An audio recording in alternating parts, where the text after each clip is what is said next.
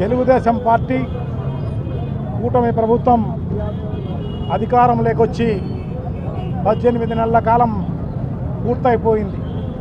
ఈ 18 నెలల కాలంలో రాష్ట్ర ప్రజలకు కానీ రాష్ట్ర అభివృద్ధికి కానీ ఒక్క మేలు చేసిన పరిస్థితి ఈ ప్రభుత్వానికి కానీ చంద్రబాబు నాయుడుకి కానీ లేదు.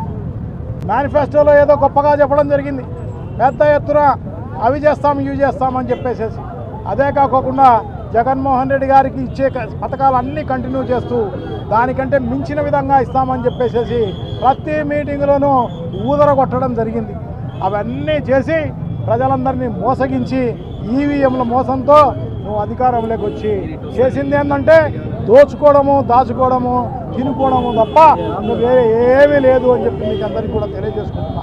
అసలు పరిపాలన ఉందా? అసలు ఈ రాష్ట్రంలో పరిపాలనే లేదు. నీకు పరిపాలన కూడా చేతరాదు. 45 ఏళ్ళ నీ అనుభవం అని చెప్తావు.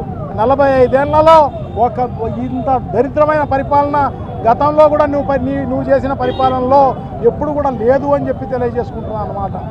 నిజంగా చాలా ప్రతి వ్యవస్థను నాశనం చేసే కార్యక్రమం జరుగుతున్న పరిస్థితి మీకు అందరికీ కూడా తెలిసిన విషయమే అని చెప్పి తెలియజేసుకుంటున్నాం. ఏదో ఆ పేపర్లు ఛానళ్ళ వల్ల బతికిపోతున్నారు తప్ప ఇంకో రకమైన కార్యక్రమం లేదు అని చెప్పి తెలియజేసుకుంటున్నా. నిజంగా కూడా ఈ రాష్ట్రంలో 99 రూపాయలకు మెడికల్ కాలేజీ అమ్మేసే కార్యక్రమం జరుగుతుంది. ఎకరా ఇంత దారుణంగా. ఎందుకంటే నా మొత్తం కాలేజీ అంతా కూడా 50 ఎకరాలు ఉంటే 50 ఎకరాలు 4,800 రూపాయలకు అమ్మే కార్యక్రమం చేస్తున్నారంటే నిజంగా ఎంత దారుణం. అది సంవత్సరానికి 4,800 రూపాయలు. ఒక ఇల్లు బాడెక్కు రాదనమాట. వాళ్ళు పెట్టే బెల్ట్ షాప్ కూడా దాదాపు ఏ ఊర్లో కూడా పాట పాడి యాక్షన్ వేస్తే దానికంతా కూడా 9 లక్షలు, 8 లక్షలు, 10 లక్షలు సంవత్సరానికి వచ్చిన పరిస్థితి అనమాట. నీ బెల్ట్ షాపే అంత రాని పరిస్థితి ఉంటే మెడికల్ కాలేజీ 50 ఎకరాల మెడికల్ కాలేజీ, హాస్పిటలు, దాంట్లో ఉన్న బిల్డింగులు అన్నీ కలిపి నువ్వు ఇచ్చే కార్యక్రమం చేపడుతున్నావు. భవిష్యత్తులో కొన్ని లక్షల కోట్ల రూపాయలు విలువైన మెడికల్ కాలేజీలను అమ్మేసే కార్యక్రమం, హాస్పిటల్ను అమ్మేసే కార్యక్రమం జరుగుతున్న పరిస్థితి మనకందరికీ కూడా తెలిసిన విషయమే. సో ఇదంతా ఇంత పెద్ద ఎత్తున ఉద్యమం జరుగుతున్నా వీళ్ళందరూ ఈ కూటమి ప్రభుత్వం బుద్ధి లేని పరిస్థితుల్లో ఖచ్చితంగా అమ్మేసే కార్యక్రమం చేస్తున్న పరిస్థితి మనం చూస్తున్నాం. సో ఇప్పుడు టెండర్ అయిపోయింది, అవార్డు కూడా ఇచ్చే కార్యక్రమం జరగబోతోంది. సో ఇప్పటికైనా బుద్ధి తెచ్చుకోండి.